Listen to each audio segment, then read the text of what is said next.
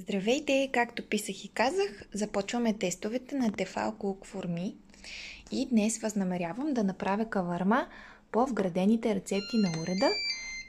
Сега ще го пусна и приготвих вече основно продуктите, които ще ни трябват.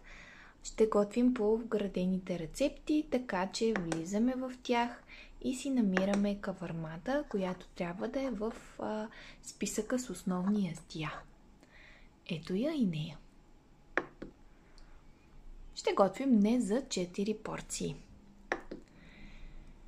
Подготовката, която ни трябва, е 5 минути, а готвенето ще отнеме 20 минути.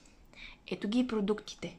Пилешки гърди, нарязани на купчета. Само че днес ще готвя с свинско, понеже кавармата ще ни бъде свинска.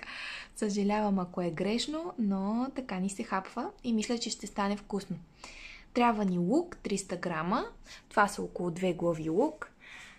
Млени домати и гъби нарязани на едро, чубрица, червен пипер, дафинов лист, олио и сол. Продуктите вече са нарязани и подготвени и сме готови да стартираме програмата. Така. Искате ли да започнете с рецептата? Потвърждаваме. Добавете олио в тигана. Всъщност тигана е съда за готвене. Само да отворя бутилката. И добавям малко олио. Даже малко повече. Така. Окей. Загряване. Спираме на пауза. След около 2-3 минутки олиото е напълно загрято. Сега ще получим и сигнала за това, когато напълни скалата догоре, и ще продължим с готвенето. Сега чакаме.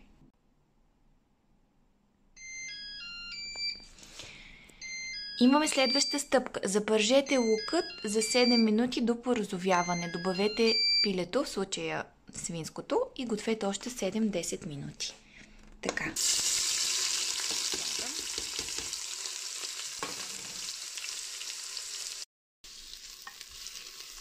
Минаха няколко минутки и лукът вече се запържи. Стана мекичък и златист. И е време да сложиме свинското месо. По рецепта е пилешко. И да запържим и него още 7 минути.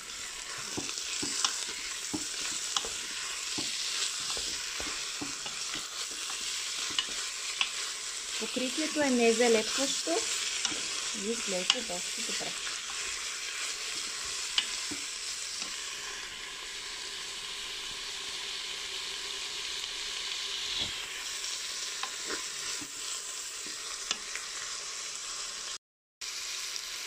Минаха може би 5 минутки и смятам, че месото е абсолютно запечатано, затова може да продължим към следващата стъпка. Искате ли да спрете запечатването? Искам. Добавете доматите, гъбите, подправките и солта. Разбъркайте добре, добавете малко вода, ако е необходимо. Ще добавя, може би, по рецепта ни трябва 1 литър доматен сос, моя е 700 мл, за това ще добавя и малко вода и ще се включа после. Готови сме, всичко е добавено и сега ще разбъркам.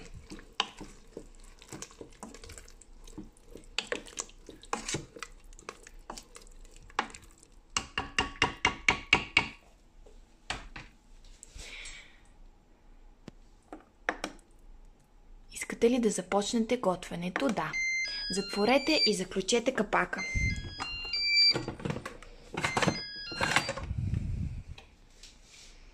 Загрява. Преместих кукъра под абсорбатора, за да може да се изпусне парата на спокойствие след това. И след като загря, той започна да готви. Сега в момента готви под налягане, като остават още 18 минутки до края на програмата. Готвенето приключи. Мултикукърът току-що изписука и започна сам да си изпуска парата, т.е. нищо не съм пипала. Може да чуете. Сега ще изпусне налягането и след като го освободи, ще може да отворим капака. Отново ще пълни скалата. Готово. Сервирайте ястието топло с хляб. Насладете се. Пазете се от парата при отварянето на капак. Кавармата вече е готова. Сега ще я сервирам и ще вечеряме с семейството. Надявам се да е вкусно. Ако и на вас ви е харесала рецептата, може да натиснете лайк бутона. Благодаря ви, че гледахте клипчето до край.